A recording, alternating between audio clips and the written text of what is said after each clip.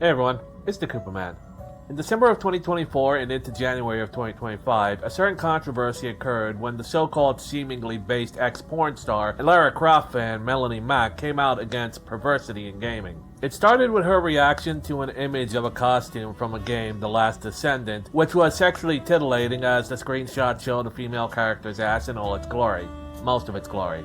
I honestly seen skimpier, but that's me. But regardless, this started a movement of certain culture warrior grifters circling the wagons around her as a means of her being on #our side, as well as certain others calling out the hypocrisy for what it is, as Melanie Mack was a defender of the game Stellar Blade, a game with even skimpier costumes as you can see on screen. So what spurred this on? Weren't we supposed to be fighting against Puritanism and skulls and the censorship of art? Well, that's the thing. It's all a great big virtue signal. But Koopa Man, I thought virtue signaling was something only the SJWs did. See, that's where you're wrong, Gonzalez. Virtue signaling is not something that's exclusive to the left or to the right. In fact, it predates this current political climate by a fairly large margin. Ever hear of the Salem witch trials? Back during the late 1600s, all one needed to do to signal how virtuous they were was to accuse someone else of being less than so. Women in particular in the town of Salem, Massachusetts, used this as a weapon against anyone they didn't like and accused them of witchcraft while they themselves were seen as good Christian women doing their holy duty. While we do know the fate of the accused, and not a single witch was ever caught, what we forget is that there were incentives for the accusers to do what they did, the least of which being the social praise they'd immediately receive, as well as the attention. Long before social media ever existed, this behavior has been a thing. For more recent examples, one need only look at the satanic panic that lasted from the late 70s and 80s all the way into the early 2000s. During this time, things like rock and roll, heavy metal, video games, Muhammad Ali, Mr. T, Pokemon, fantasy novels, Dungeons and Dragons, Elvis, Harry Potter, and even Mr. Rogers were all accused of being gateway drugs to Satanism. And the people who promoted these claims were usually televangelists who would depend on creating these fake controversies for attentions and donations to their church. Satan takes it quite seriously. Your children need to know there's a devil, and he hates them, and he wants to ruin their life.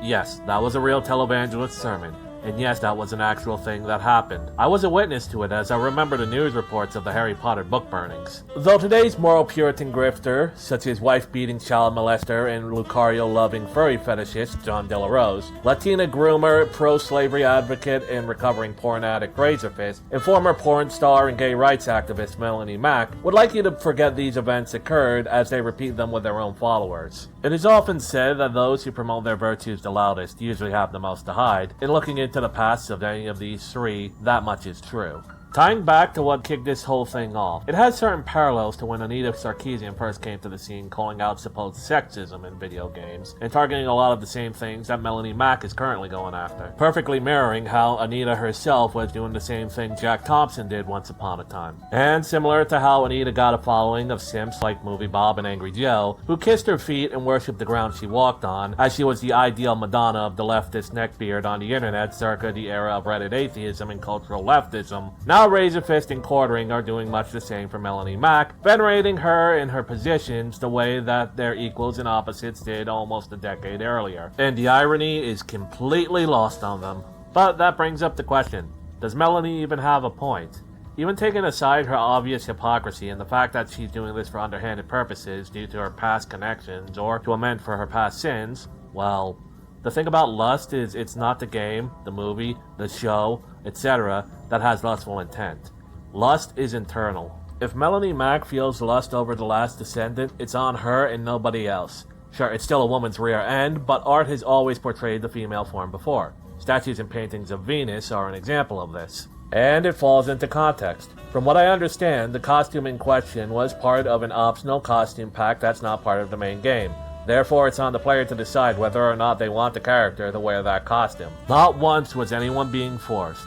If Melanie has a problem with what people do with their own time, money, and decisions, maybe she should start by looking at her own actions and stop lusting after Lara Croft.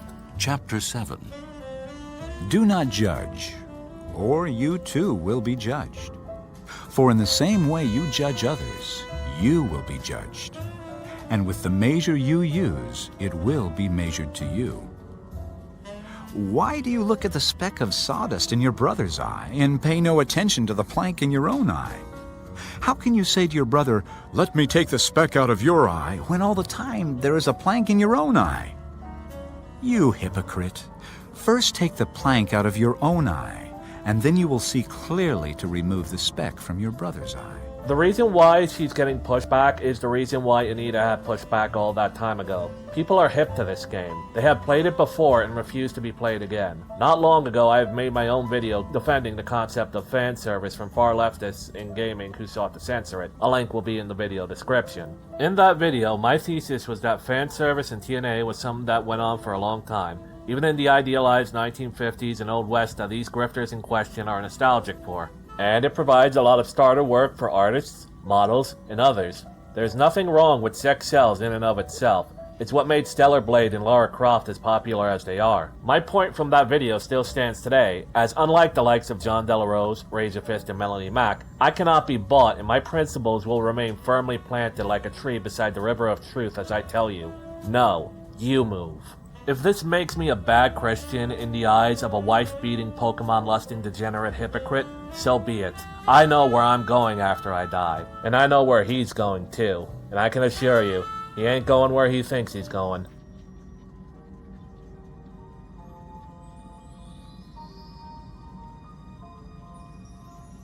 Little boy at peace. What is this place? Beyond the stars? Open up your eyes. What are these things you're moving toward? Head so full of wonder, worries in the past. Could it be that you are free at last? No!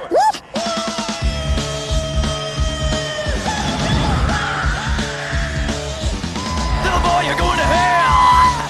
You said bad words for rushing the birds, and now this is your tale. You ain't going back to see Disneyland's tail.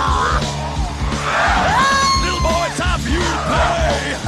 Hurting that bird and not going to church and staring at blurry day. Thought you were a man, instead you're in hell. Hell isn't good, hell isn't good, hell. Oh, hell isn't good, hell isn't good, hell. Hey, fuckface, have you seen Gracie? There is orderliness in the universe. Hell isn't good, hell isn't good, hell. The age of the Bible thumper ended in the mid-2000s for a good reason, and the only good it did was create a generation of Reddit atheists who shoved bananas up their asses and poured hot wax on their balls. The opposite of what God wanted from those who proclaim His word. Jesus' message is one of hope and love, but the Bible thumpers used it in a way the Pharisees who persecuted Jesus did before them as a message of their own moral superiority. I posted this on Twitter, but I'll repeat it here. John Della Rose is a Christian in that he believes himself to be Christ. He will proclaim his moral superiority while ignoring the beggar on the side of the road for being a dirty heathen, while the Samaritan will come to the beggar's aid. He will find flaws and sins in all others besides himself, who he sees as incapable of sinning, and he will be judged accordingly on the day of reckoning. John Della Rose, the wife-beater furry who potentially molested his kids, is a sinner, whether he will admit it to himself or not, and thusly he will be judged as a sinner. The longer he denies it through his false piety, the harsher his eternal punishment will be. The same will be said of anyone else like him. After all, we need only look back at the likes of Ted Haggard to know what inevitably happens to these Pharisee televangelists, and that usually involves a glory hole. This shift in the culture war against lustful intent, when the fires of the culture war against the far left have been put out, will only do one thing: snatch defeat from the talons of victory. But knowing the types like Melanie Mack, that might be the entire point. But that's just what I think. I don't claim to be a prophet or the Messiah. I'm just a Christian Koopa on the internet. My thoughts are my own. But what do you think? If you have any comments about the current culture war shift, feel free to share them in the comments. Be sure to leave a like and subscribe for the algorithm. And until next time, this has been the Koopa Man. Game on.